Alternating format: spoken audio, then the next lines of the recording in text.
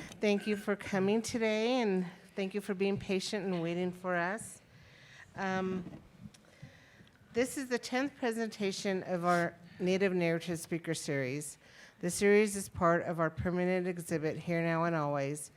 The exhibit has 7 areas of concentration: cycles, ancestors, home and community, trade and exchange, language and song, survival and resilience, and art.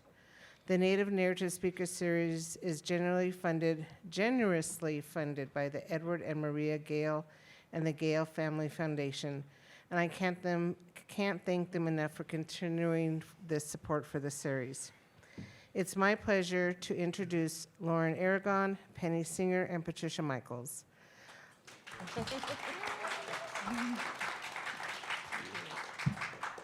Lauren Aragon from Acoma Pueblo is a fashion designer and multimedia artist.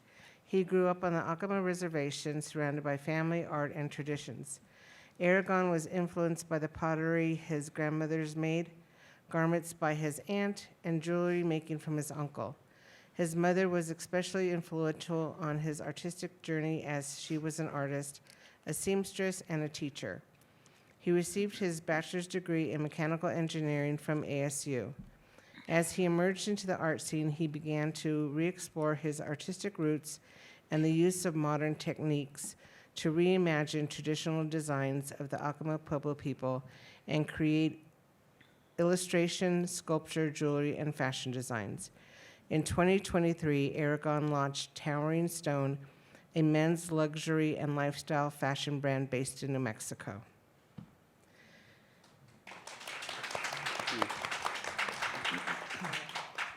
Penny Singer is from the Navajo Nation.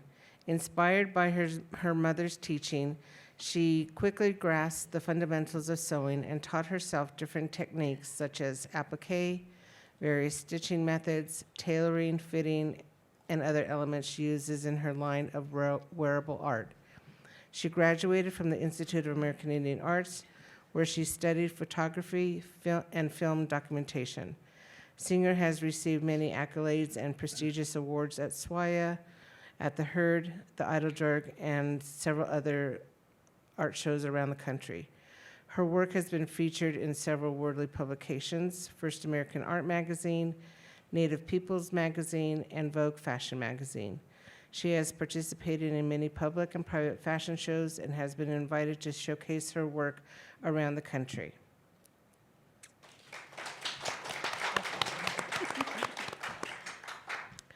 Patricia Michaels has been producing one-of-a-kind haute couture that transcends cultures and defies fashion trends. She grew up in Santa Fe and Taos Pueblo and was surrounded by beauty in culture, landscape, and art, and all which greatly influenced her design aesthetic. In this majestic, untouched terrain, Patricia received a unique education. The environment became her teacher, and with the help of her elders, she learned to respect and honor the process of working with her hands and heart. Patricia became widely known through her participation in Season 11 of Project Runway in 2012, and most recently had her designs on the red carpet at the Cannes Film Festival. She's been in major fashion shows throughout the U.S. and abroad, and has won numerous awards at SWAIA, India Market, and many other prestigious awards and accolades. Patricia is also the 2024-2025 Living Treasure for our Native Treasures Art Market here at the Museum of Indian Arts and Culture.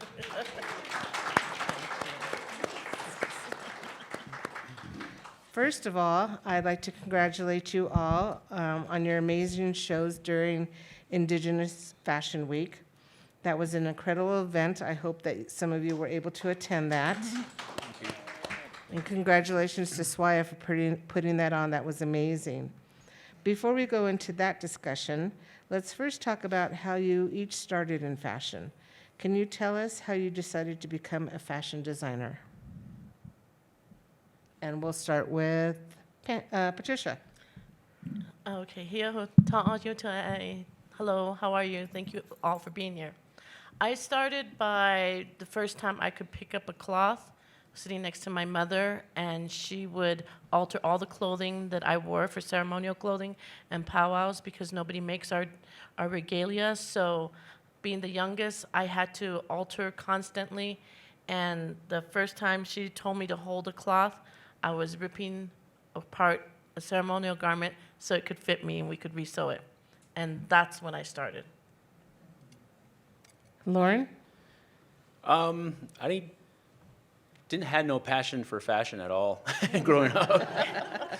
I'm a t-shirts and jeans kind of guy, so grew up very res, and my mom and aunt had always been doing sewing, and I always thought that was like the girl thing to do, so never touched it.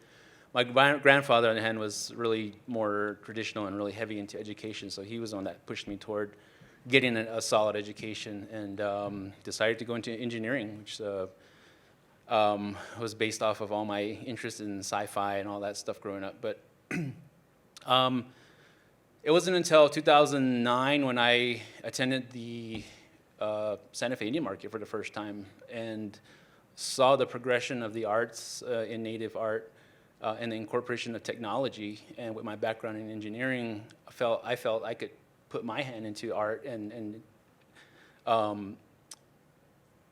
upgrade my style of art, which was just illustration at the time, and do some more things. I also had an uncle who was doing silversmithing, and I was always interested in that growing up. So a lot of different interests that kind of all snowballed into just doing art in general. And I think at some point I felt a need to break away from engineering to get away from all the restrictions and all the rules of how to design, and just wanted to go free on designing stuff. So I found fashion to be that place to do it with everything that I knew in art and technology, and be able to really put all that I've learned into use in that and create some really cool things.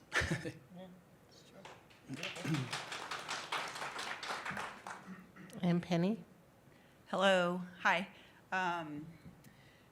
I'll do like a quick little story of how I started. First of all, I learned from my mother around 7, like the fundamentals of the sewing machine. And my dad was in the service, Air Force, so I was kind of like an Air Force brat growing up, so we traveled a lot. But I used to watch my mom sew, and that's how I kind of learned how to sew. She would make her mom's like traditional garments, the velvets and everything. So from that, in my high school year, I think I had a sewing machine that I used from my mom. And back then, I used to kind of play with the material and make my own like funky pants. I don't know if you know the like parachute pants and those zip around pants. I used to make those myself, not knowing my, I guess, passion for sewing. Didn't know anything about that. I just grew up, knowing school, go to school, and eventually go to college. And from that, I went to Haskell, and Haskell was where I went to learn my liberal. I was, thinking, okay, what am I gonna do? I don't know what I'm gonna do. And as being an artist, I didn't know anything about being an artist. My goal was to go to school, get a job, or get a career or something. So being at Haskell, I was always good at art. There's a way I always told stories and whatever I did, and I used to draw and just play with, materials and different things. But being at Haskell, I took a class which was called Southern Traditional Techniques. And that's where, I guess where I found a lot of different techniques of how I learned how to applicate minimal beading and different Southern techniques. And I had no idea what I was doing. So with that, that's kind of how I learned how to work with those different techniques. And then I transferred to IIA, and at IIA, that's where I studied. I wanted to work in film production or editing or camera gal or do something creative, because I always loved documentation. Even like in high school, I used to record a lot. I was the person with the camera and the video camera. So anyway, that's what I wanted to do. And then a good friend of mine, she had seen what I was doing with my sewing. Like a friend, I was making shirts, ribbon shirts for a friend. I didn't know how, but learning that technique when I was at Haskell, that's kind of how I started to learn how to do applique. And he danced in the powwow, so that's when I thought, okay, I'm going to make my first ribbon shirt for him. He didn't know I could sew. So, so with that, I surprised him. He's like, "What? What is this?" And then the applique that I was doing, I had to look at like designs he had on his regalia and this and that. So that's how I guess the making shirts evolved. And from that, this was the early start when I started doing art shows. And at that time, fashion to me wasn't on my list. What I really wanted to do was work in photography, like in film or, something. But I was making ribbon shirts. People started to see what I was doing. And then I did my first shows. That's where I got caught on. Other than that, that's kind of where I started my journey as being a designer at a slow pace. And that's, where I started to make applique shirts and the Pueblo shirts around in this area. So that's kind of how it began. And then from there, that's where I started to, I guess, teach myself what I was going to do with my clothing or designs. Well, that kind of leads us into the next question, Penny, so thank you for that. So how, in that case, learning everything that you've learned and all of you, doing the work that you do, how would you define your idea of fashion? And we'll start with Lauren. That was a good question. I was looking through the questions beforehand and really tried to define it for myself. I think for me, fashion is a realm of limitless possibilities. You can do just about anything you can or want in fashion, and that's, again, that's the reason why I left engineering, because I'm so restricted to just rules and things like that, requirements that the customer wanted. And fashion, I could just kind of let everything go, let it do, let the imagination run wild and create some cool things. And the reward with that was that everybody loved it. People loved what they saw, and that was the encouragement to keep it going. So, yeah, a realm of limitless possibilities. Okay, Patricia? So, in regards to holding a cloth like is about 3 years old, believe it or not, I was 3, and because I don't like to do is pull another side of a material, but in that, I saw different fabrications from other cultures, different materials that I was holding in my hands, different techniques, because being Native American, we share and embrace one another's cultural dances. And being from a powwow world family, there was always trade given to my grandfather, who was a championship dancer, danced until he was 76. So there was people coming in from the Northern Plains and that were bringing in stuff. And I had these at my fingertips. And that led me to the curiosity of technique, textures, color, fabrication, silhouettes, utilitarian adornment, just anything I could possibly, it just built up this starvation to want to explore and explode into things that people weren't expecting. Because when I was out there in the powwow competing as a little girl, I didn't want to win, because everybody was a championship dancer as a little girl. And I was like, how boring is this to take home another trophy? Everybody already has one. I'm going to do a new thing. So I would take my garments that I would make, and then I would find the photographer with the biggest lens, and I'd say, "Want to take my picture?" and then he was like, "Okay," and I was like, "It's gonna be $5." And then I was like, "That's how I'm gonna win my money." And then the next day, I was like, "Do you want to take my picture?" And he's like, "I already took your picture, little girl." And I said, "But it's that golden hour. Look at my eyes in the sunlight." So I would bring home money my own way, because I started to want to stylize, and I wanted to create a different Native woman, young girl. And when I was out there dancing in the arena, I would be spinning and spinning and visualizing how my outfit was going to alter and change when I got older, and it was going to create something really fabulous and brilliant, and the lights are on me, I'm in the arena, And the songs ended, and I'm still dancing. And I look at my family, and they're like this. And I was all like, oh my God, they want me to win. So the only time I started to win was when I was in high school, and I wanted a guy to ask me out. And I was like, okay, this is time for me to show off. I'm going to start winning now. And so that didn't last very long, because then I really became interested in want to go to college. And so I really started to apply techniques and working apprenticeships with other artists. And a lot of it was jewelry, because that was the only thing that was available. And then I had a crazy French woman teaching me these insane techniques that I still use today. But they were tailoring old techniques. And I think in all of this, though, the aesthetics of being outside in ceremony, knowing that I had the earth around me, I wanted to bring that to you, the public, so that you could see a side of Native that wasn't available, because it was never going to be available, because it's our sacred time. So I wanted to bring something deliciously intimate and just full of passion and love, because that's where I come from and that's my heart. And I never wanted to lie about it. I wanted my absolute raw truth of who I am as a designer. And sometimes it's very scary, because I'm still looking and searching and exploring those techniques. And they become richer, and they become more subtle, and they become more passionate. And I'm still dancing in that arena, and the song's over, and I'm still turning.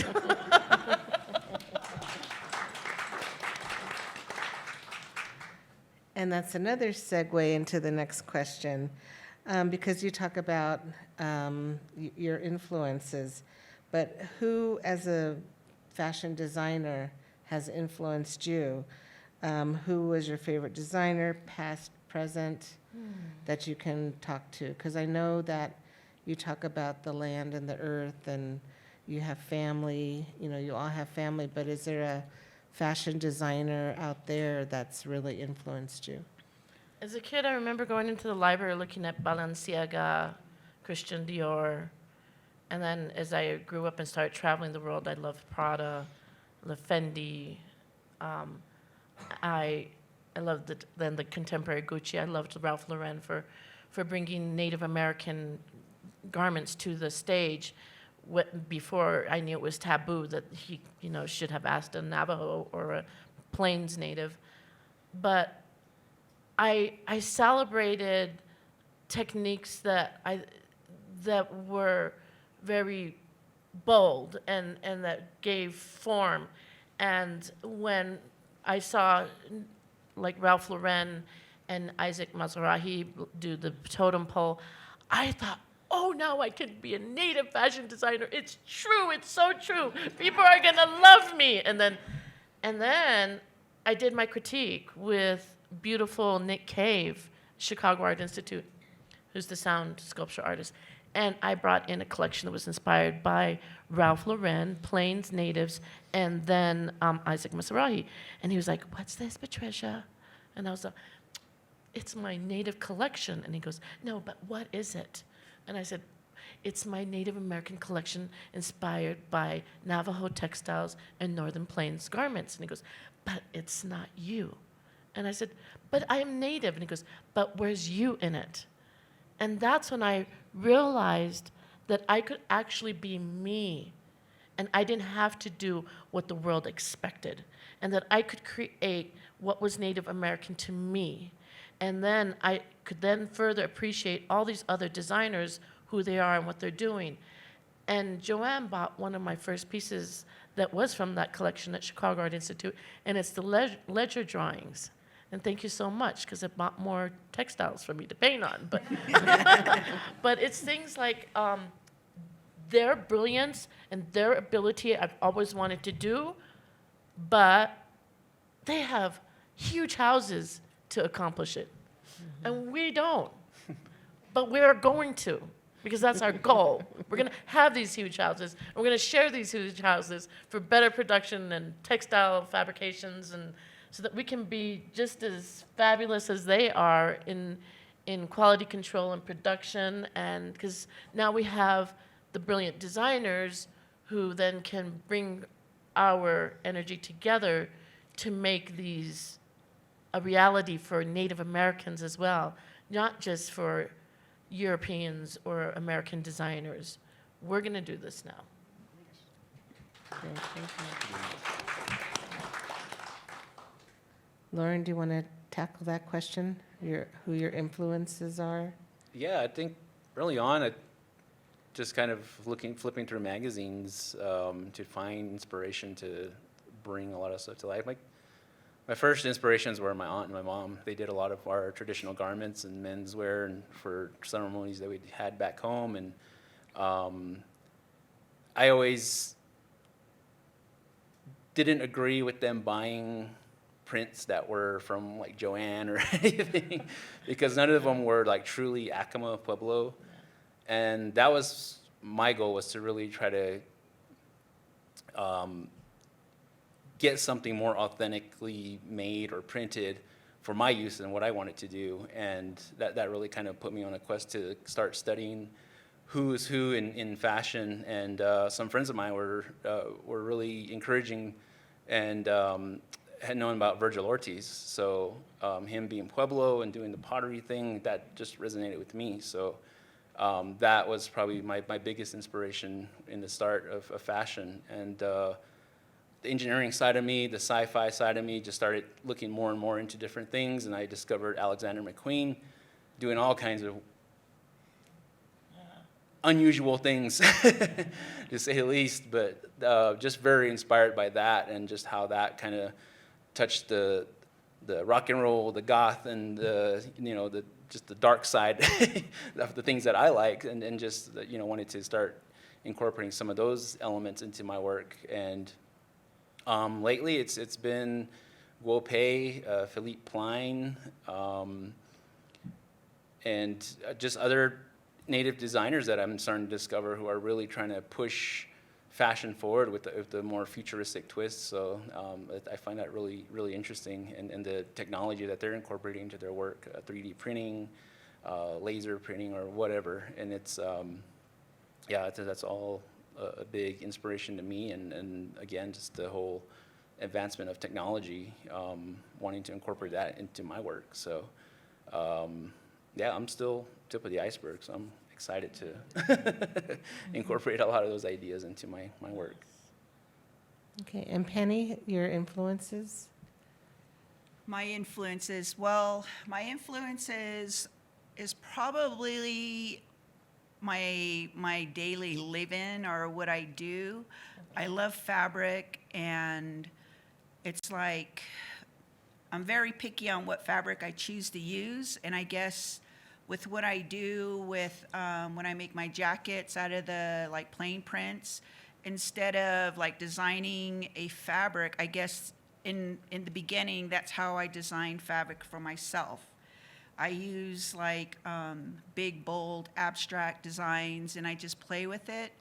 And I think now is, the influences could just be just daily task of what I do. I'm always inspired by, now I live on the res, I go back and forth. So being at my homeland where my grandmother's house is, I guess the landscape is where I'm directing a lot of my clothing and my Dene style. I tell stories in my garments. I've incorporated photography in my garments. I do a lot of like things to my garments, as far as telling stories in them, putting like very simple geometric designs, like my grandmother. I've always documented a lot of things from when I grew up, and my dad did too, so I've got a lot of old photos and videos of the past of, I guess, my family. So I guess with that, I research my upbringing through that, and and going forward, I'm telling stories in my garments. And as of now, I've worked in the Southern Plains, like on the trade cloth, and that one is like a very open palette, and the bottom is the bars. With that open palette, that's kind of where I've created like simple designs that I've applied to it and make them more contemporary worn. But as far as the influence of what I do is, I guess, just teaching myself daily of who I am. And because I grew up in the city, but now I'm on the res, so I go back and forth.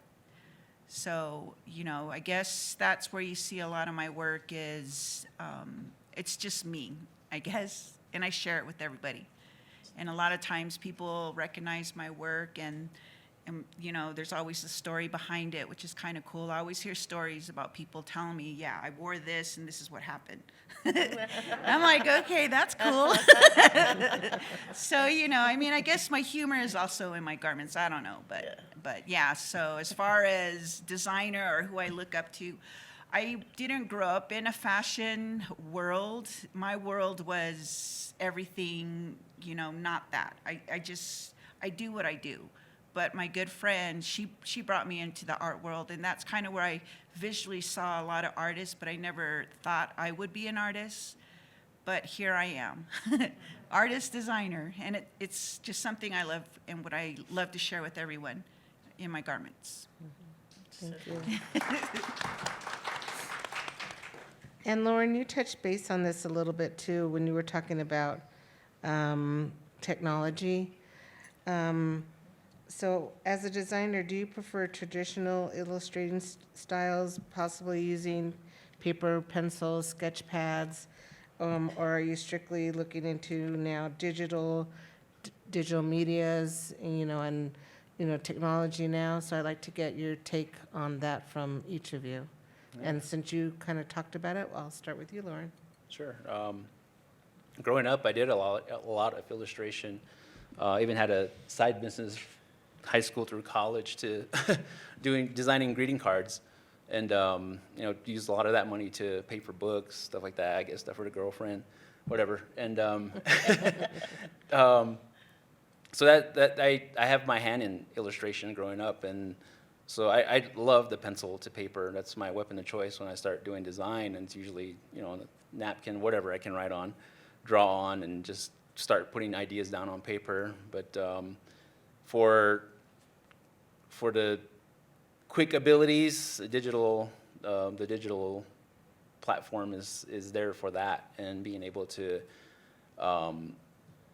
I think for me, it's become this thing about streamlining to be able to produce quicker, and so there's a lot of things you can do with technology for that. And mine is creating skins for my croquis design, or my little mannequins in digital format, and being able just to replace things, skirts, tops, whatever. So that helps me kind of just see things faster. And but yeah, I think just when it comes down to that, the phone's dead or no electricity sometimes at home, you just go pick up pencil and paper and do, let the imagination run wild. Thank you. And, yeah. And Patricia, I had the honor of curating Patricia's show. That's here at the museum, so I got to work with her closely, and we've known each other since the days when she was powwowing, way back, even elementary school. So can you go ahead and tell us, I've seen some of your work on your iPad, but what do you like to use best? I like to start off with a watercolor, and it's probably because I'm water clan, that somehow wetting my silk and then getting my dyes and then painting and letting things dry and overlaying, it gives me that true intimate feeling of being in my realm as an artist. And then I like to photograph it, put it into digital form, clean it up, manipulate it, have diversity for different looks and garments, so that one hand feeds the other. Because then if I can produce on a digital platform, then that is something that can be reordered, and then I can afford to spend more time with my more hand approach to the textile. And I don't think I could live without the hand approach, because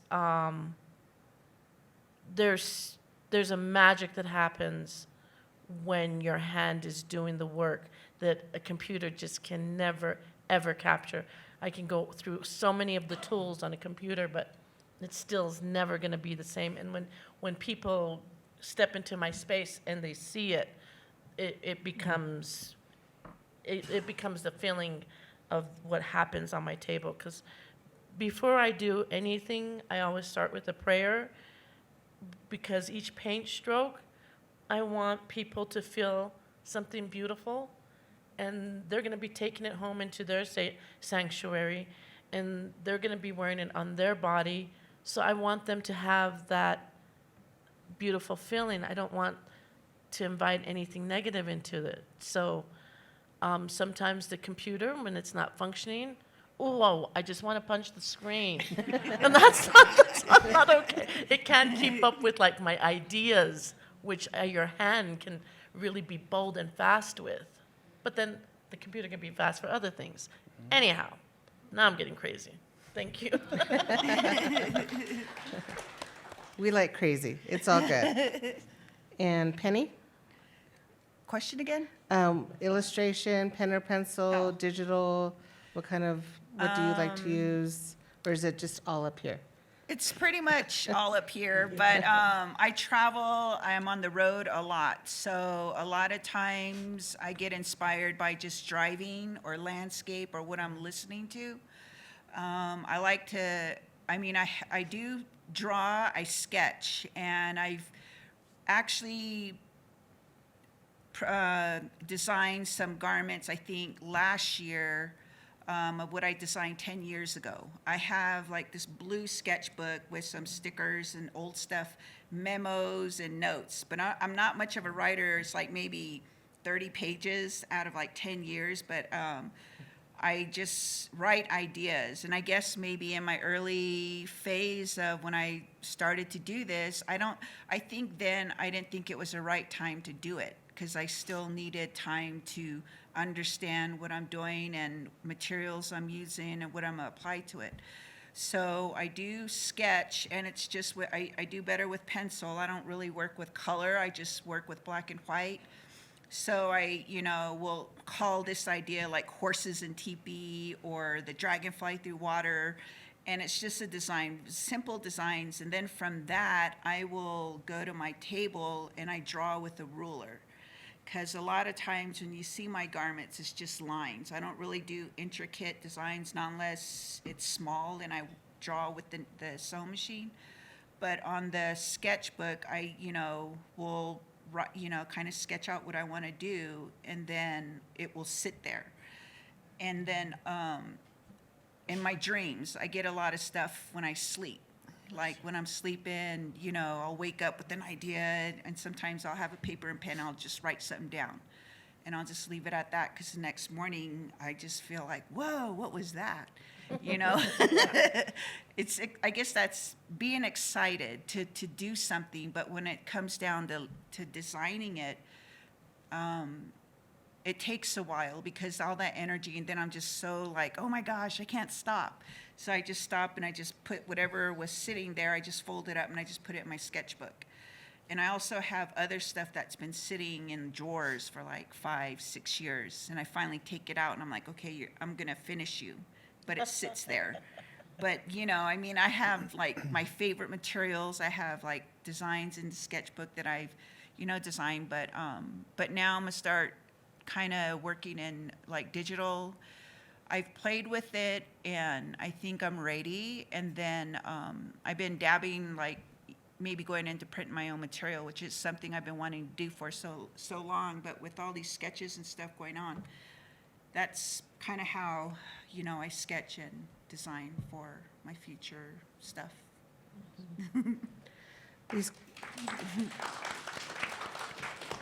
These questions are really great, because they're going right to the next question and segueing into the next one. When I come up with these questions, I write them down, and then I also put it out to museum staff. If there's a question you want to ask the panel, let me know. And this is a question from one of the staff here. You can probably understand who it's from. Being here at the museum, have you ever given any thought as to what you want to do with your work as far as donating your materials to a museum collection or archives? your design, sketches, photographs, correspondence, and other documents. This is definitely something to think about in your future. That was from our archivist, Diane Bird. Which really, makes you think, because I think that that's something that artists don't think about. You never think about, what are you going to do with all this material and one of these things? And, recently we were at someone's house, and they're planning for the future. They're getting up there in age, and they're like, okay, what am I going to do with my collection? What am I going to do with this piece? What am I going to, I've written books, I've done this, so where does all of this go? So to the artist, that's another question. Where are all these sketches going to go? Where are all of your papers and things that you've written about? I mean, that's something, you can answer, but it's also something, to think about down the road. So I'll just touch base, and I'll start with Penny, and then we'll work our way back down. What's going to happen with my stuff? Yeah. Because, I know you My have goods? you have your son, but eventually, that's something to really think about. This is all things that an archivist loves to have and loves to get their hands on, as far as having that journey of what you've designed and what you've done. Well, I have been thinking about this for the past few years, and I do collect my own work. If there's, like, from the beginning when I first started, I'm a very good hoarder organizer. I have sketches of my work. I have my favorite materials. I have maybe the first few shirts I've made for my son from when he was little, to my first jackets out of flannel wool. Those are put away. And for my future, what I see is maybe sometimes soon or in the future, I like to have an exhibit from my earliest work to, now, and maybe what's present. And when I look at my pieces and everything in the archive, I'm excited. It makes me happy. And, for those to who it's going to be, gifted or, handed off to, will probably be my son, because I do talk to him about my work. And, there are things he can do with it later on, maybe not now, but he can probably take those designs and do something he wants to do. But for anything that I have in my studio, I do, keep a good, stash of my favorite pieces, my favorite art, fabric, and my sketches. I have books, like notebooks, filled with stencils that I repeatedly use, and everything that I wear or anything on my jacket, it's in those notebooks, and they're stencils. And what I've protected, I guess, myself, is I put my initials on it and the date that I did those in Sharpies. Those are my two leading pens, pencil and Sharpies.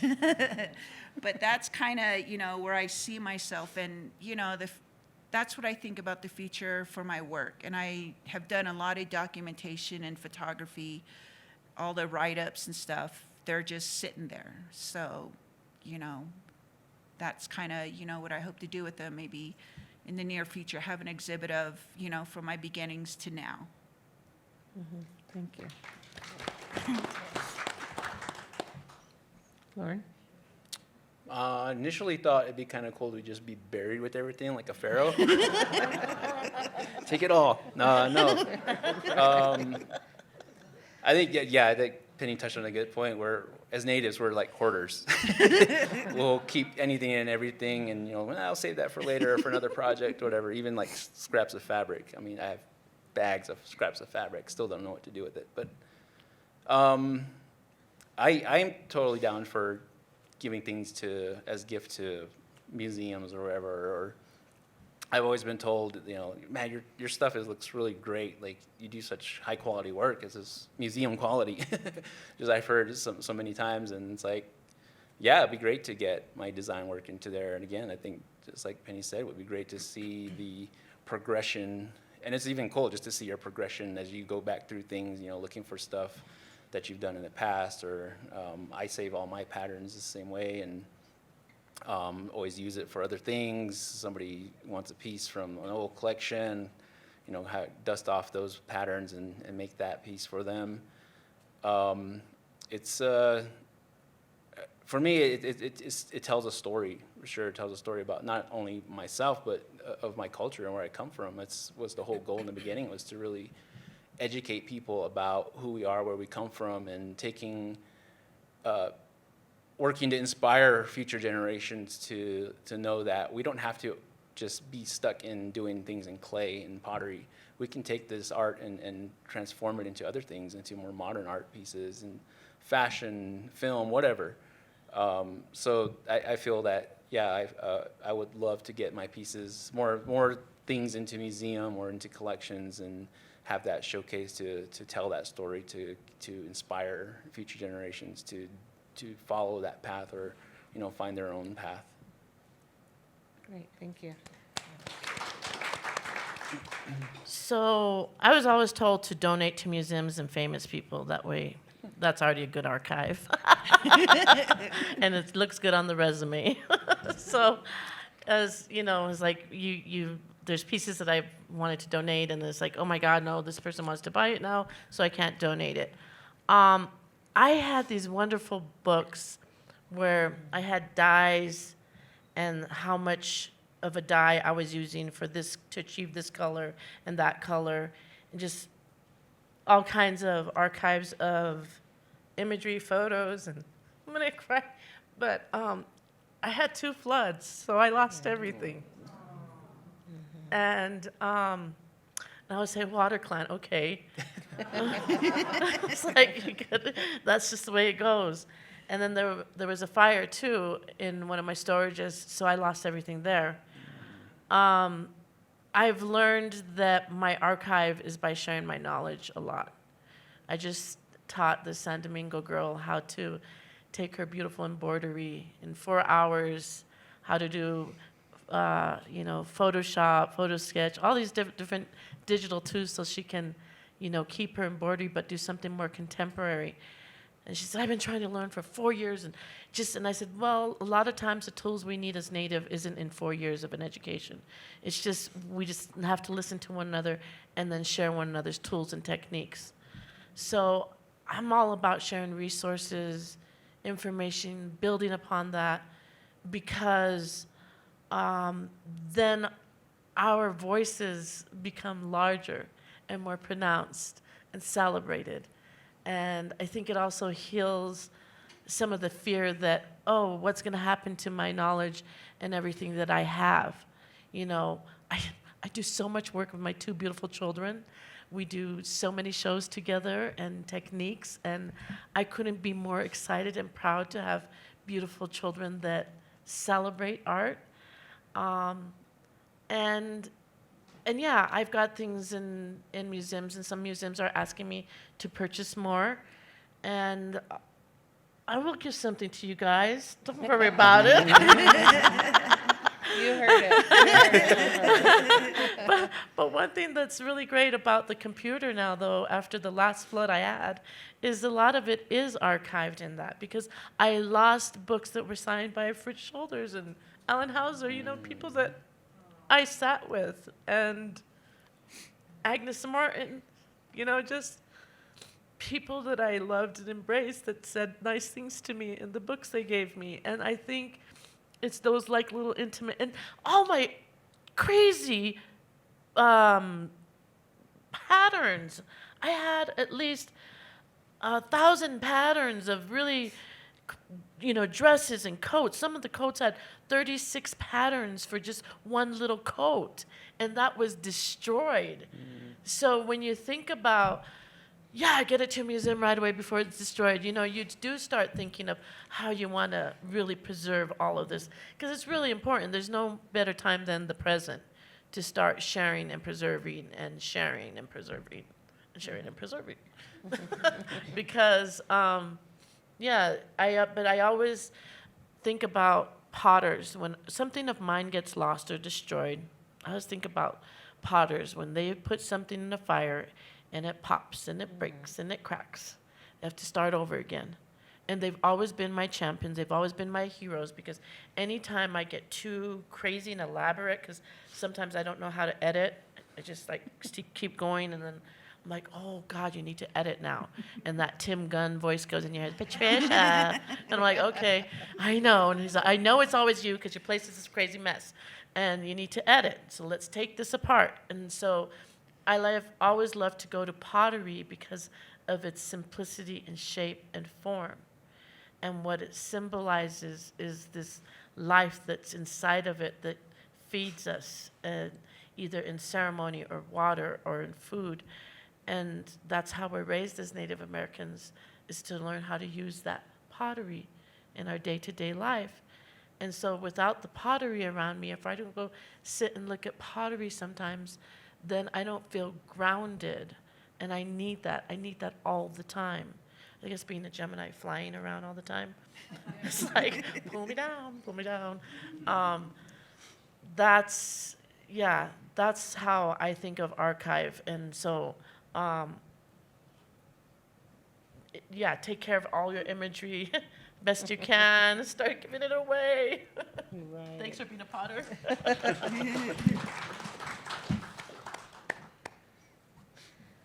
Okay, so being a part of Fashion Week and being invited to participate, how hard was it to come up with a new line of designs? And Lauren, I'm going to start with you, because when I read your bio, you touched base on that you launched the Towering Stone brand. Can you tell us more about this brand and what made you decide to focus on men's luxury and lifestyle fashions? Because I had seen your work before, which was more catered to women with the dresses Right. and the scarves and the purses. And now you're doing what you're wearing today is this men's line, which Right, I right. think is amazing. Thank you. Yeah, with first, that the whole opportunity to showcase in Native Fashion Week was just right on time to be able to launch the brand in full and kind of give a whole new, give life to a whole new brand that I kind of been sitting on for quite a while. Towering Stone is kind of a breakaway from my first brand that I founded, Aconav. Still heavily inspired by the pottery art culture of the Acoma Pueblo, but putting more of the masculine twist to it. Just being a part of the whole women empowerment movement with the Aconav brand kind of triggered this whole propulsion and an uprising of the male side of the empowerment. I think it just kind of inspired that to become better along with that movement. And so that, in addition to the clientele that was buying for their wives that I had, they were always like, I want to see something that a guy can wear, that, stuff for the guys. What do you have? I don't care. It can be boxer shorts or something. So that just started, playing in the back of my head. Like, I really had. And then, like I said, I was a t-shirt and jeans kind of guy. I really never settled on a style, but starting to see more and more of the men's styles on the runway and in shows that I went to, I started to develop my own kind of style and wanted to build a brand around that too. So using myself as a muse along with other, couple of guy friends, just kind of playing off of their ideas and the things that I love, like rock and roll music, the goth culture, the Southwestern culture where we belong, all of that stuff, just finally figuring out a way to bring that all together, but really more laying the foundation on our resilience as a culture. The Towering Stone brand has become, the Towering Stone brand is structured to embody cultural strength and the idea of bold resilience. And the prints that I use, people always say, that's so bold, that's so powerful. Like, I want to wear that. I want to feel that strength too. So that was the inspiration to really start that. And this design in black and white was the first that I ever designed for a friend of mine.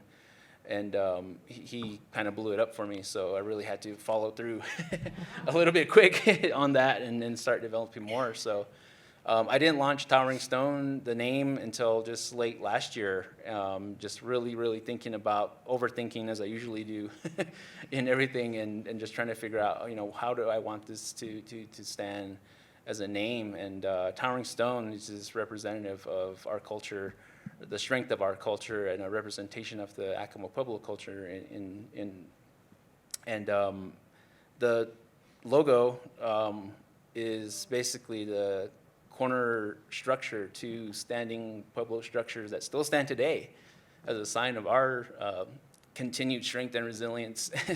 And it's also the TNS in Towering Stone, and also the tree, which represents my name in Acoma, which is Hakak, just evergreen.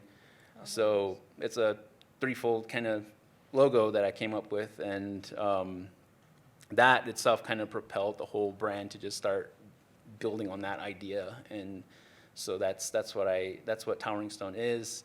It's still a growing thing. It's still very young, and I'm happy to really be able to finally showcase the ideas I had in the menswear line. But I say it's also a lifestyle brand because there's still that feminine work in it too, and it's there's still room to design and probably even start up a whole new brand on women's wear. Again, it was always guys that were buying from me for their ladies, so the ladies' wear is still there because I know somebody's like, I still need something for my lady. So it's a lifestyle. It's a lifestyle brand for the guys, and we want to take that to a different level where it's self-care, self-love, that sort of thing, along with looking good and showing off your masculinity. So Thank you. yeah, I do. Yeah, it was very beautiful. Okay, Penny, you've done hundreds of fashion shows, and you were part of the Indigenous Fashion Week. You've done fashion shows all over the Southwest. How did Indigenous Fashion Week compare to other shows as far as preparing, thinking of new designs, getting that inspiration, meeting the deadlines, and having a new body of work? Well, preparing for the show itself, this is this past show, the Indigenous Fashion Show, was probably my first and biggest show I've done, only because for the past maybe 8 years or 7 since my son graduated, I kind of committed to take care of my parents. So with that, it's just hard for me to commit to be somewhere for a certain time and to commit to this show. I put pretty much all my best work into everything. I didn't just stick with one style. I kind of wanted to show both of my contemporary, what I say is casual, cool look, and then the formal, which was the ending of the show, which is kind of more formal attire. So when I started to design, I wanted to show everything that I've, started from the beginning till now. And the one that I've been working on for the past maybe 2 years is my Dene life. And with that, I've incorporated like everything from my culture of, being raised, urban life, and then on my grandmother's side, being Navajo. The only way I've learned from her was visual. I don't speak my language, but I know very little, and I live there now. So this is, preparing for this show, I wanted to show everything that I could give it. So with the Dene life, that's where I incorporated a lot of the very contemporary designs onto my jackets and the coat. And with the velvet, I decided to apply some applique to it, which I've done before, but appliquing on velvet is not fun. It's hard. Doing anything with velvet is hard, because it shifts, it moves. So I was actually able to do that and finish it. I almost stopped because it was hard. So I finished with that, and then with other like with the vest and the cape. But working towards the show, it being like the first like big show. I've been invited to a few others, but I just couldn't do it. But this one, I was determined to do it. So I showcased my first run, which was, I called it Casual Cool, because as for myself as a designer, when I'm at art show, I'm very visual. I see a lot of people wearing like different clothing adorned with like jewelry and everything. So with showing the Casual Cool first line with the vest, my shirts, just like with your casual jeans and shoes, that's kind of the fun thing.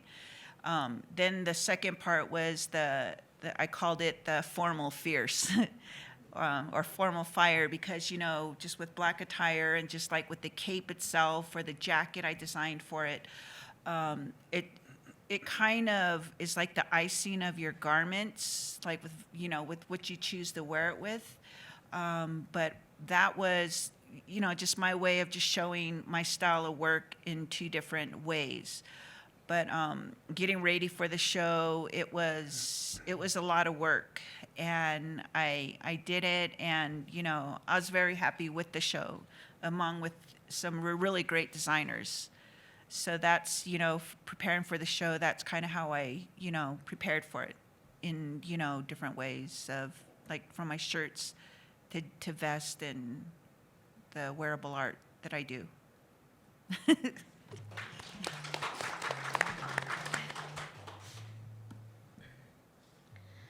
Okay, so on that note, what are your thoughts on Indigenous Fashion Week? Is there something that you can see as is this something that you can see as an integral part of the industry for Native fashion designers? I'll start with you, Patricia. That's a rocky road. Because there's fashion weeks where are well established, and Right. I feel that it would be wonderful if they could take us to those fashion weeks. Like, I don't know why we have to reinvent the wheel. Why can't we be a part of the industry? Because the buyers are there, production is there, and we need the buyers. So in order for us to be successful, we need to go where the industry is. And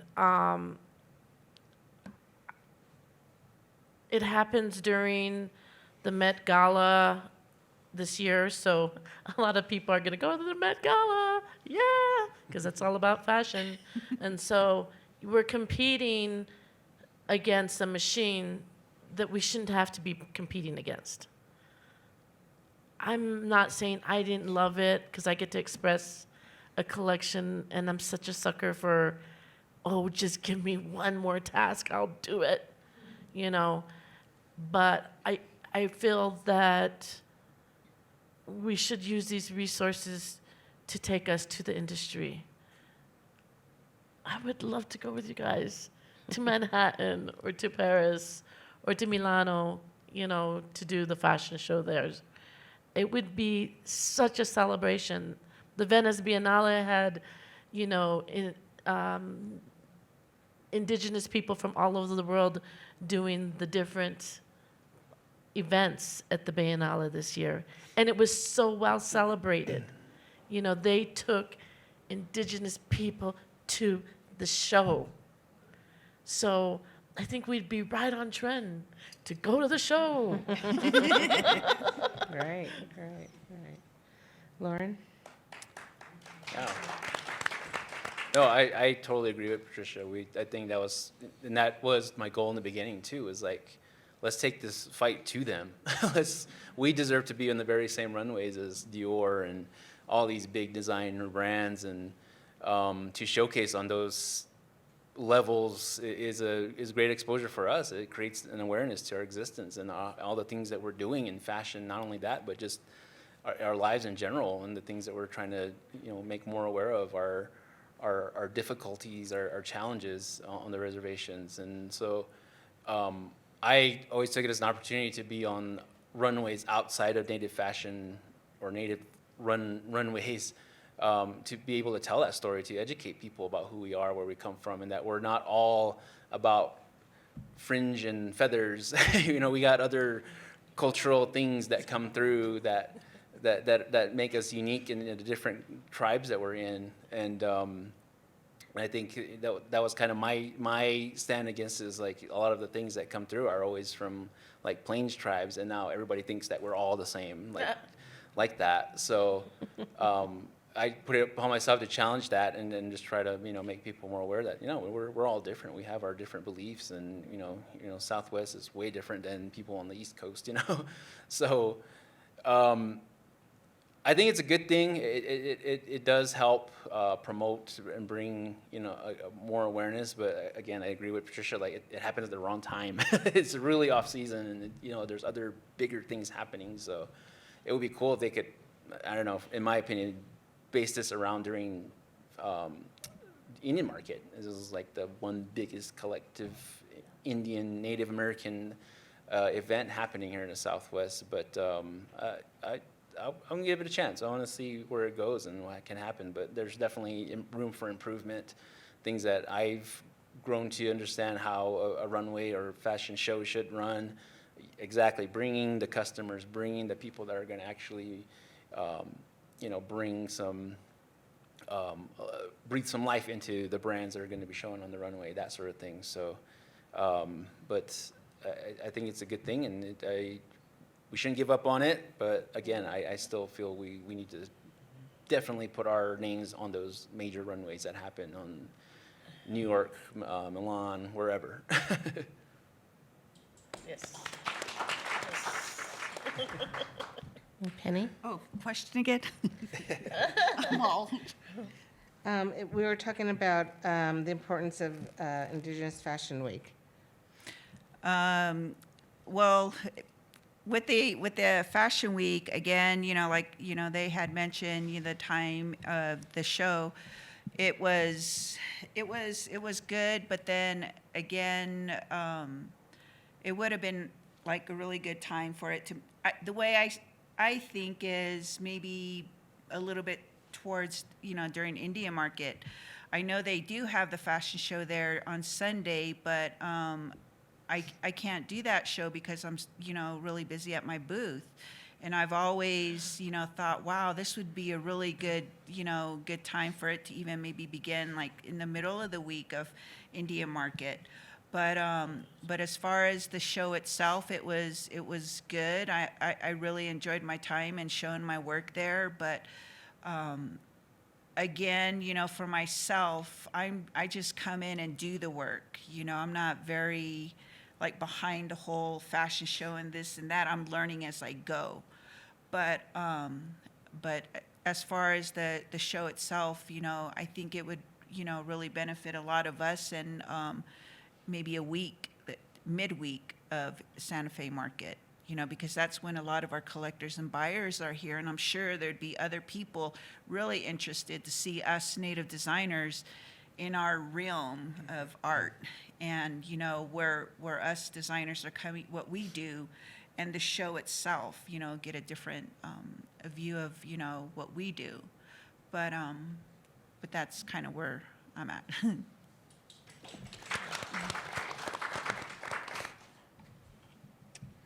Okay. Now that Fashion Week is over, what's next on your plate, and where do you see yourself in 5 years? And I'll start with Lauren.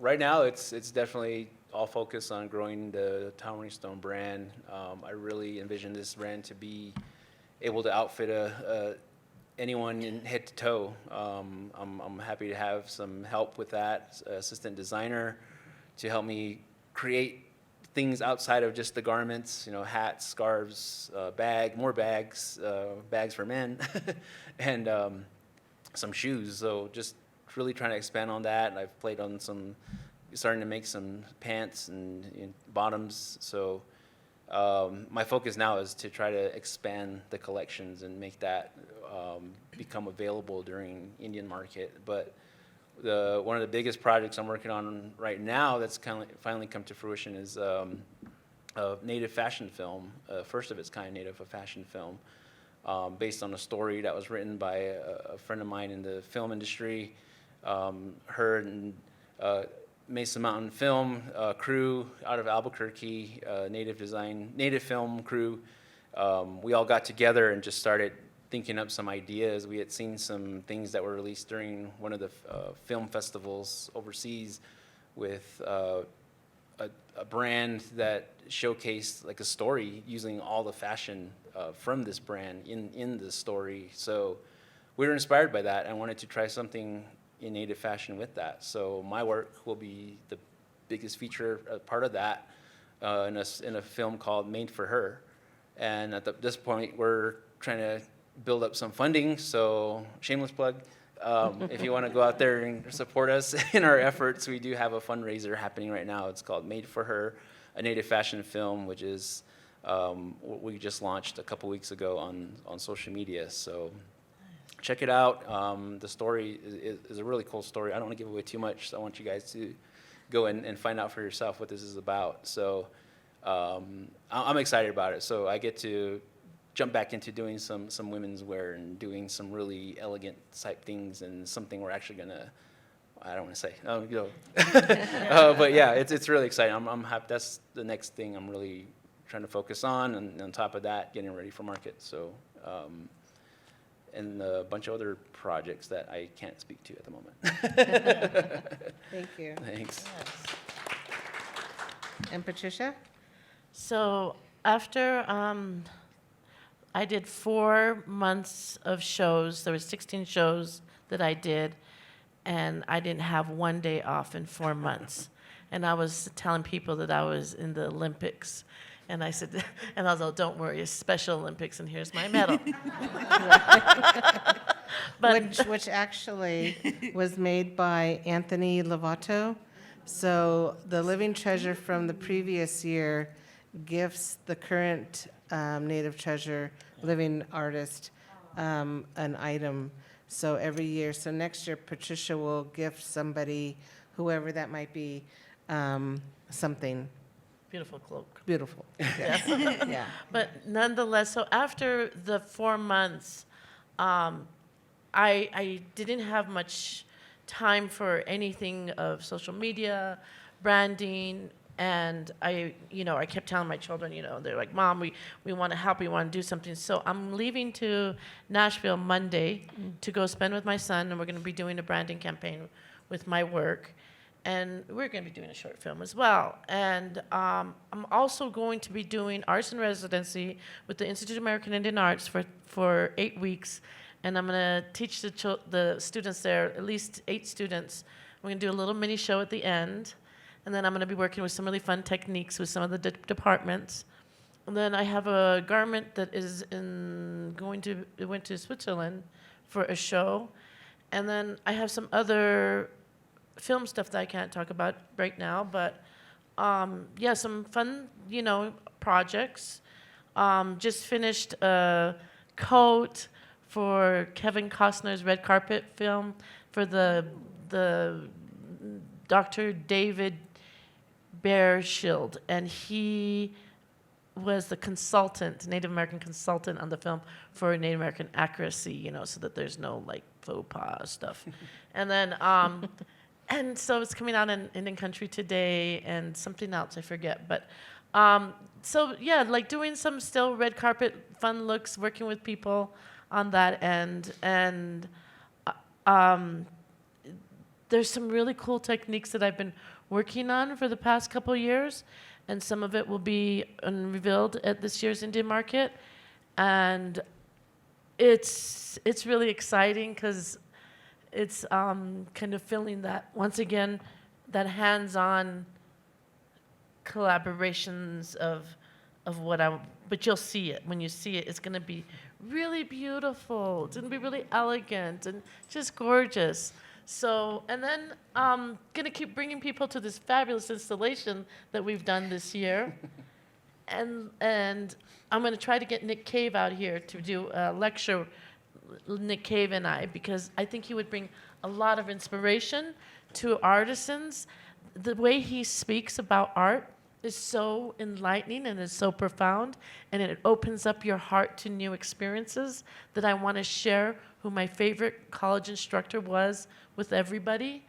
And then And then lastly, I'm working with a grassroots Native American Fashion Alliance, where we're going to try to get fashion production for textiles and clothing manufactured regionally so that we can cut our costs down and have more options.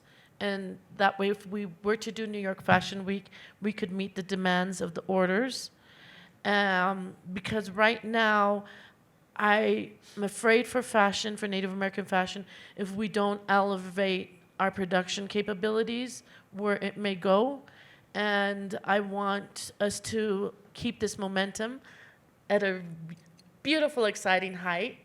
And I think that in this, too, we have to realize that as designers, we are paving the forefront for these young designers that are coming, but we want to make sure that Native country also supports us.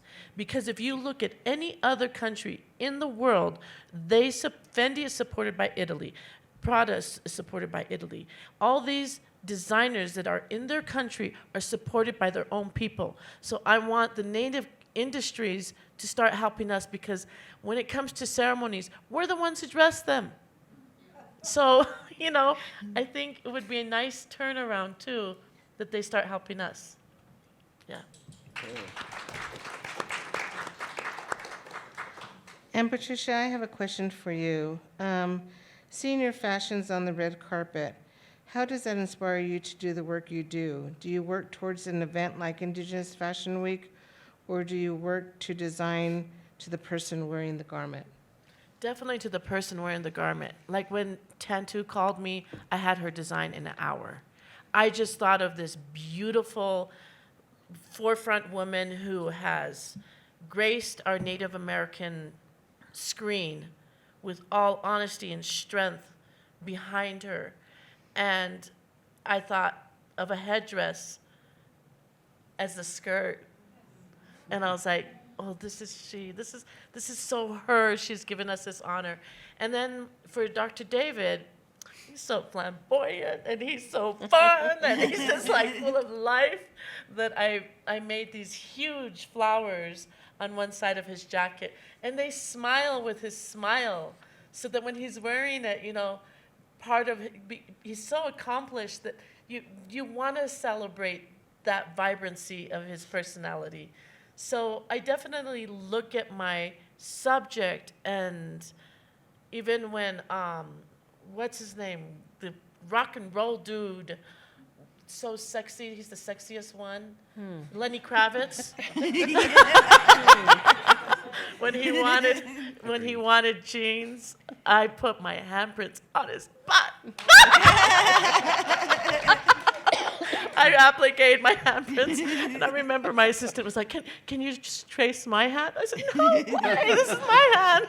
But I mean, so, that was a little selfish thing, but anyway, I think that when you do things as an artist, that's kind of your reward back to you when you get asked for these, and you should never be afraid to celebrate it, because the one thing that I always tell, like, friends and colleagues and people, students, is that when you start your day off and when you're an artist, because we come with prayers as Native Americans, we're not here by chance. Our ancestors have been praying for us, and that's what's brought us here. We survived.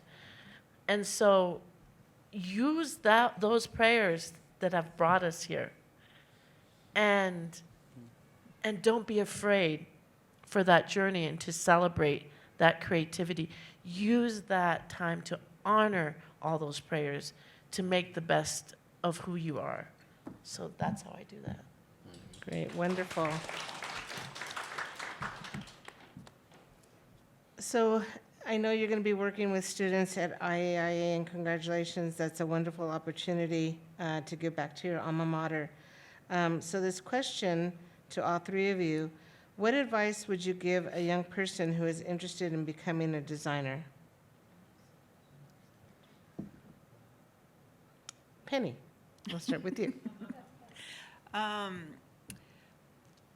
Maybe just use what you have. Like for myself, becoming a fashion designer, I had no one to guide me or, help me through this. It's all self-taught. So, just being a young designer, just give it, start with the beginning of, what you do and just hang in there. It's tough, but just keep going and be creative and just use the material you do have and just go for it. Other than that, maybe school, maybe a fashion school I don't know of, but that could be the beginning, or an art school. So, just being young and just do it. Just keep going. You'll be, kind of go up and down, doing your designs and putting them on garments. But yeah, I would think, just go for it and do your best. Lauren? I'm gonna go geek to chic. Go back to a quote by Yoda. Try not, do or do not. There is no try. When you imply try, I feel that you're already doubting yourself. When you say, I'll try, no, I will do it. Do, don't try is one of my biggest things to tell up-and-coming designers. Fail fast, learn from it. Learn from your mistakes, learn from the things you failed at, and apply it. Apply what you learn immediately, because if you don't apply what you learn, you forget it. And it goes with a lot of things, even culturally. Learn your language, learn this, learn that. If you keep practicing it, it stays there and it gets passed on to the next. So that's always my advice. And it's definitely a hard field to be in, I feel. Even coming from engineering, I thought it was a lot more challenging. Just with everything you have to keep your eye on. I mean, with what I do, I have my hand in everything. I'm kind of, right now, I'm a one-person shop, and my help comes and goes. But I'm trying to build a team and all that, but there's so much to look after, not just being creative, but how to run the business of fashion. And I'm grateful to have learned some things from that and being in my journey. I was part of Phoenix Fashion Week, and that's where I kind of learned a lot of that. You really have to work fast and apply what you learn immediately, because if not, you get left behind in fashion. Just fashion moves fast, and what's the whole Heidi Klum quote? Once you're in, you're in or you're out. You're either in or you're out. Yeah, so that whole thing really is true. So. And Patricia, what kind of advice would you give? I would tell students to learn as many tools as possible. They don't have to make anything at the moment, just as long as they learn technique. And then when they're home in their own environment, and then they can apply the tools to achieve the desired objectives that they want. Because in the time that you're in college, you're given the opportunity to adventure, experiment doing different techniques. And that's all I did, is I just did techniques. It's like, okay, let's do this, let's do that. And then when I came into my own studio after college, I was like it was just like colors and bouquets of tools and techniques and textures and being able to explore. And I wasn't afraid because I had options. But if I had wasted my time in college not giving myself options and exploring, then I would have gone to a sad studio with like a little Ziploc bag of knowledge. I didn't want that, and it's a real truth. When I did Project Runway, those of us who stayed in the end, we're the ones who had like suitcases full of tools. The first ones out did come with a zip bag of tools, and I was like, wow, they must be really good to be able to just work with that. I was thinking like, boy, I brought a lot of stuff. And as it was, Tim Gunn took a lot of my tools away in the end, and I said, why'd you do that? And he said, well, it wasn't fair because you had the most tools. And I said, well, that's not my fault. Like that's what we do as artists. We invest in ourselves. So it's strange, but I think for students to know too, then if they're not enjoying their tools, if they're not enjoying exploring in techniques, well, guess what? You don't have to be a designer. You could be somebody who's in marketing, branding, sales. There's so many different jobs to it that we need other parts to this job because then we keep still wearing all the hats. So I also tell people, you don't always have to be the designer because you're in charge of everybody else. So sometimes you're wondering, when do I get to design? Right. So I think that's too then the challenging part is when you are a designer and you're teaching the young people to become designers, for them to be patient and to work every day of your life. I don't care if it's Christmas. Take that snowflake that's falling on top of the deer dancer and ask for the strength to be strong to go forward. That prayer will then allow you, when you're in the heat in LA, stuck in traffic, that you're going to make your appointment because you're going to remember that prayer that you asked the deer dancer, get me through this life of designing, because it's never easy. You find yourself in places where sometimes people think like, oh, did you come to clean the house? Oh, hola. And I'm like, no.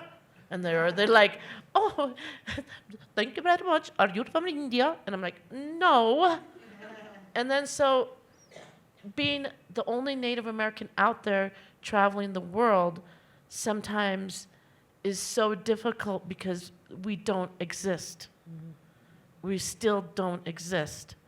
And being that person who goes and speaks to the majority because they want to know about who we are and our culture, then go to that ceremony, ask for that strength, ask for that prayer, because you're going to need it when you're the only Native in San Francisco at a show in your own country and they don't know we exist. Right. Yeah.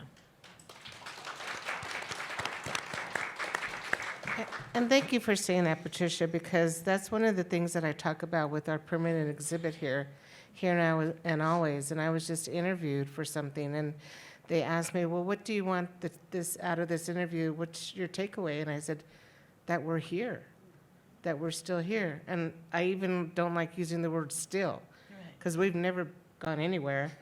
We are here. We're here now. We're here always. Yeah. So thank you for saying that. And that leads me to another question, and then we're going to open it up for Q&A with the audience.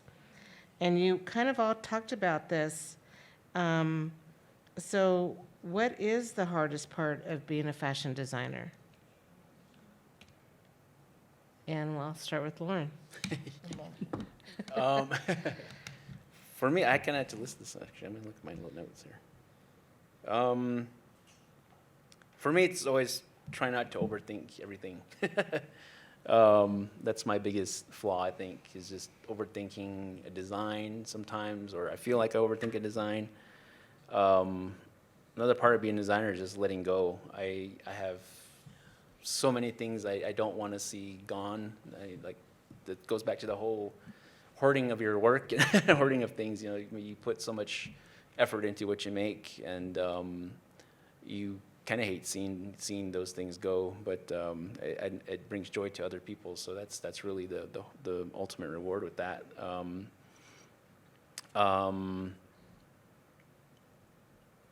And I think it's the other part of letting go for me is like letting go of like the work that I do.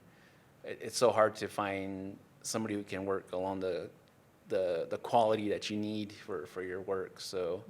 I think those are really kind of the things that make fashion difficult for me, or at least that's what I find the hardest thing in fashion.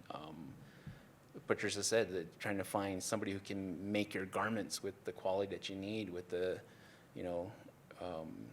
I can't be there to see the things being made, and that drives me nuts. Like I need my hand in it. I need my, my expertise there to guide them and make the things that I want the way that I want. So that's why I have not really opened up to any manufacturing outside of the country or even here in the States. It's all done in-house. So everything we do, wherever I get help, my mom still helps with a little bit of that, but now she's on full-time grandma duty, so I can't do that. And but I'm still young here in New Mexico, coming back from. I used to live in Arizona where I had a lot more help, but being here since pandemic has just been a rebuild. So right now that's the difficulty is rebuilding and trying to find that quality help that I had before. So. Thank you. And Penny? The hardest part in fashion would probably be the paperwork and managing myself and everything that I do, because I'm a one-person shop as for the past maybe couple of years, even after the pandemic. And getting overwhelmed with ideas and trying to settle with one design. The way I work is, I'll work on one thing and then I have to stop and just work on something else. And those are the things I have a hard time with, is kind of just letting it sit and then design something else. But with that, I guess just I'm just a one person right now. I did have some help in Albuquerque when I was there, but now I'm just, doing everything. And I've been, and I think that's kind of the hard thing right now. Like right now I'm in what you could say is a writer block. I sit there, I've got all this energy, I want to work on something, but just feels like something's holding me back. And when I get like that, I think it's just too much going on in my head. So what I have been doing to help me, through this is, with the fabrics I have at my studio, I've been cutting them up and just making stuff to, to keep me going, because, with market coming up in a month and a half, I need to go like now. So I think that's what the hardest thing is for myself as a designer is right now is probably managing myself, because there's so much that comes in. I sometimes forget what's going on. And being out there, I just work. I love what I do, and being in the studio it just gets a little bit overwhelming at times. But I think that's just where I struggle, like with fashion, or just being a designer, is maybe getting too far ahead or overwhelmed with what I want to do. And then, like, if I sit down, I start sewing, I'm just like, I just like something. I just can't do it. So I'm just like, okay, I got to stop, or my hands are hurting, or something's bothering me. So I think those are just the little struggle things I go through as being a designer. So hopefully that'll change. I agree with both Penny too. I think you guys were just. I think the struggle of being the one person in charge of everything, and shipping. I hate shipping. Oh my God, standing in those lines, packing something to look really pretty. But you're like, no, because I want to recycle, and I'm getting all this new material to not recycle. So then I'm like, okay, I'm recycling this time. So all these crazy things go in my head when it comes to shipping. And it's such a horrible journey. I don't know why. It's just that recycling thing is what bothers me. And anyway, so there's the shipping. And I know. And then, because I do a lot of shows all over the world, I'm always schlepping my suitcases and carrying. Silk isn't light. Whoever said silk, hey, it's so light. No, it's heavy. And when you pack it, you have to have a lot of plastic in between so that it doesn't wrinkle. And it's just heavy, and I have to make these racks. And then somebody said, oh, did you really say you needed a rack? I'm like, well, where did you think it was going to go? And then, I'm doing the shows. I have my list of everything that needs to happen. And then somebody said, oh, well, we're all going to have a party when you get here. And I was like, I can't do a party because I'm tired. I've been traveling. So there's these things that for when you're traveling, you're doing shows to shows, then they want to take you for Mexican out in like, Illinois. And no, I don't want Mexican. And, it's like all these like crazy things that's just like, can we just be cool? Let's just go give me some prosciutto. I don't care. I'll be fine with that. But, not Mexican. And then Especially coming from here. right, exactly. I mean, have you had our Pueblo chili? Just kidding.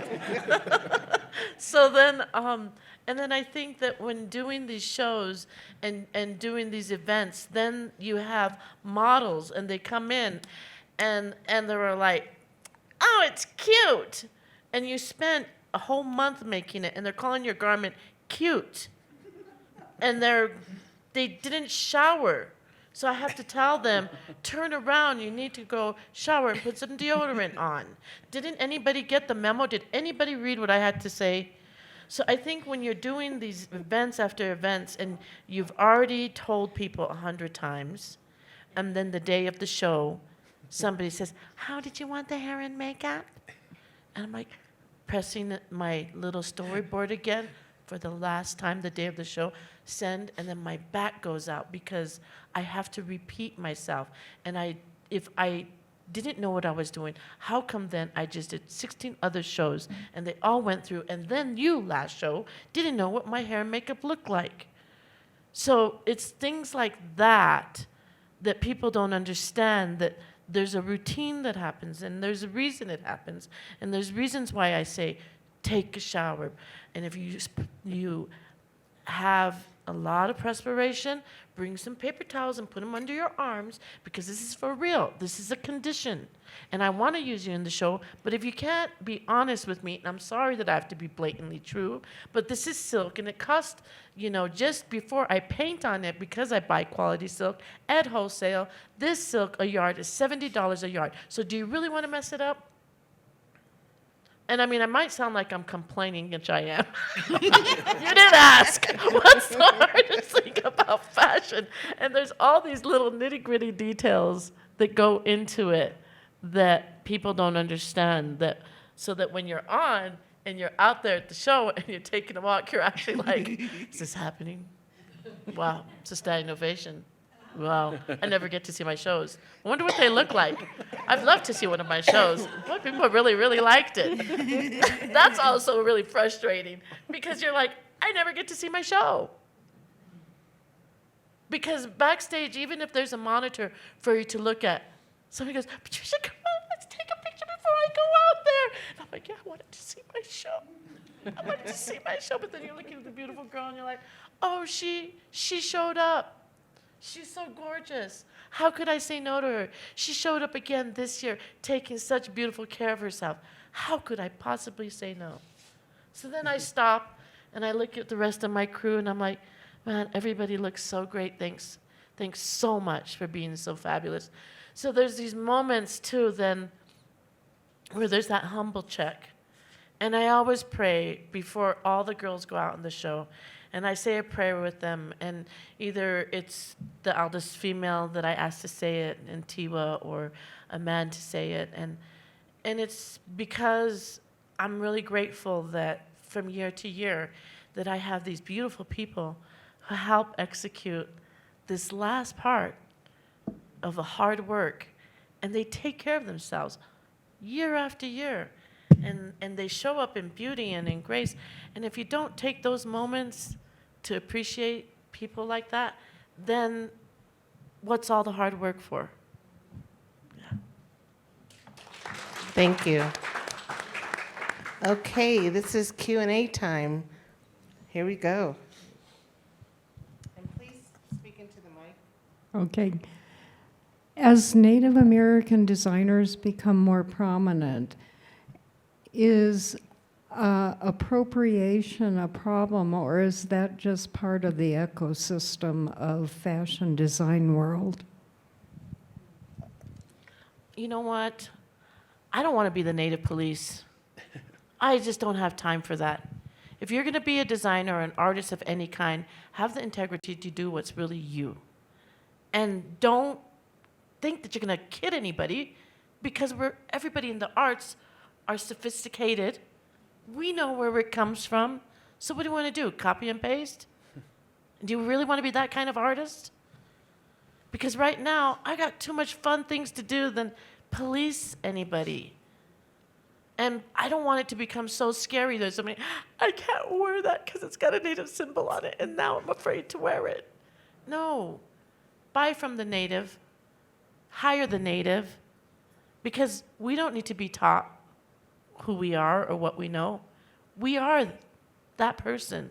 So it's not like, oh, can you teach me how to be native and help me in my studio? That doesn't fly either. So I don't like to be the native police. Very true. I think that's one of the things I was battling early on. Just I didn't know what the terminology was. It was always just there goes another designer, taking something from our culture and turning it into something in a negative light, or just disrespecting it in general. But I think appropriation is going to happen no matter what. It is already happening again through AI technology. Designers, artists utilizing native culture in their work, trying to make it look cool. But yeah, I think there's really no way around it other than continuing to try to educate people about it, what the wrong that it does, or the hurt that it does to our communities. But I feel it's going to be a never-ending battle. Yeah, there's going to always be that person. Yeah, and I agree with both Patricia and Lauren. As for myself, I just do what I do, and as far as other designers, we all design what we do, and we have our own style. So, like with myself, as far as appropriation, I have no problem with it, and not to police anybody. But other than that, it's, we know what we do, we know what we're doing as designers, and, as far as everything else, I just do what I do. I'm just happy, and I like to share my work with everybody, and I'm happy to see my work being worn and everything like that. So, yeah. Any other questions?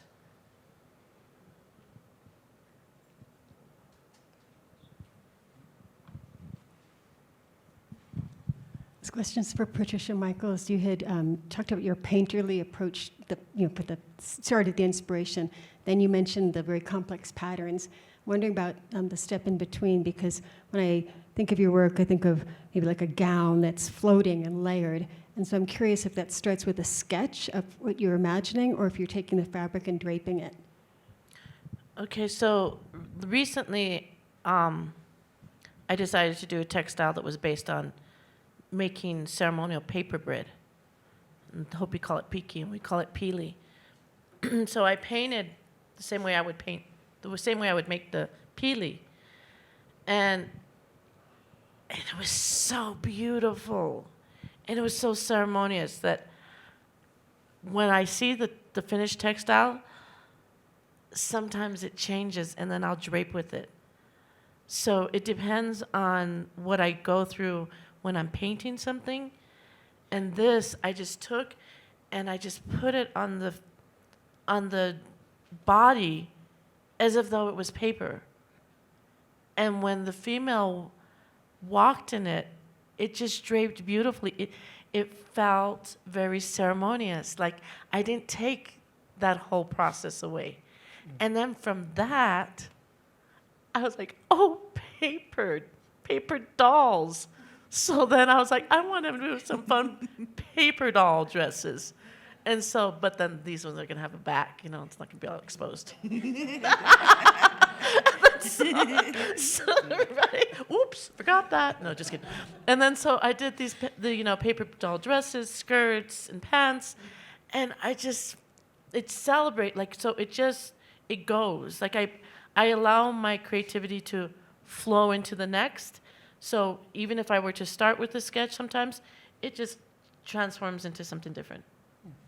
Yeah. Thanks so much for all your insights. It's really fun to learn a lot more about behind the scenes of Native fashion. And I was just thinking about, so if artists across time respond to all the different forces happening, I was wondering what you all were thinking about what fashion can give right now in this current moment. You won't get any sores or sunburn or grow more hair or scales because nudity is not an option. So, depending on your environment, you might need scales because it's wet, you might need more hair because it's cold, or you just might get leathery because it's hot. Just asking for that one. Thanks. I know, I'm sorry. It's a joke I have. I had to say it. Add to that? You want to add to that? You can be No, serious. I'm good. Oh, well, okay. You know what I'm saying, Dan? What's that? You know what I'm saying, Dan? I guess I don't understand the question. What was it? Yeah, I guess I was trying to frame it in a way like, what do you think fashion is doing right now? Like, what's your concept of like the action of fashion, like in our current moment? Kind of like it's out in the public, what happens? Like, what's that kind of action moment? For me, I'm definitely seeing an explosion in just creativity, but it's hard to tell, again, going back to the whole AI thing, because a lot of it looks real, but it doesn't exist, and you can't touch it. So it's, I don't know, I like that the technology is allowing fashion to grow. There's definitely a movement in that as well. In native fashion, it's just, I'm glad that native fashion and native film are starting to kind of collide and be able to bring that awareness now to Hollywood and to, you know, the film industry. So gives us more opportunity to put our stuff out there on the red carpet and get that awareness, you know. So now, you know, and that stylists are actually finally coming to us to get our native designs onto native people. So, and even just anyone too. I mean, that's the other thing I wanted to go back to with the question before was, native fashion is kind of a misnomer. Like people, I get a lot of that. It's like, oh, this is native fashion, so I can't wear it. And I'm like, no, that's what it's intended for, is for you to wear it because you're getting it from a native designer. And you're telling our story. You're helping us create an awareness. So yeah, I think there's quite a few things working together to make it better for fashion, especially native fashion. Yeah, with native fashion, I just feel like it's emerging immensely now. I see so many like new designers and different techniques and styles happening.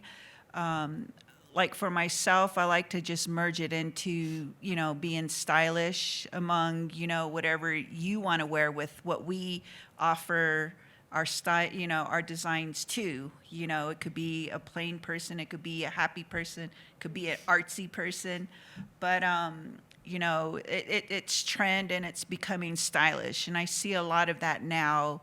Like a lot of it's on social media, but it's, to me, I just feel like it's a trend, and it's stylish. And for us designers, you know, everyone has a different style of how they want to wear, you know, the clothing that we design. Yeah, and I think for fashion, what it's doing is, because so much native fashion has stories behind it, like there's meaning behind it, that it's a way of educating people as to who we are regionally. And like for Navajos, it takes a really big, different journey, because from region to region, they all have different types of textiles. And so when you think about what their weavers are bringing, that's a whole different, like, scholastic, like you gotta do 10 years of knowledge of that, right? And then even for pueblos, because each pueblo is different. So it's important that you have all the diversity out there, because there's a lot of stories to be told, and there's not one that's ever the same. I think that the digital world has brought a lot of nice opportunity for small design houses, because then you don't have to have 100+ production, and you can have a minimal as one. It's also more eco-friendly, because now you don't have to fill the landfills, and it's becoming something more desirable. And with recycled materials, the industry of textiles had to come up to par so that synthetic materials are now breathable, because people were not going to wear synthetic recyclable materials because then they went home with a rash. So now you can have these beautiful textiles and breathe in them. They dry, they get wet, and you don't get cold, and all those wonderful different new fibers. So fashion is such a beautiful art, and there's so many jobs in it that it's exciting that Native Americans can become a part of it. Plus, the way it is being celebrated in a lot of the museums and institutions to help translate these stories is really important.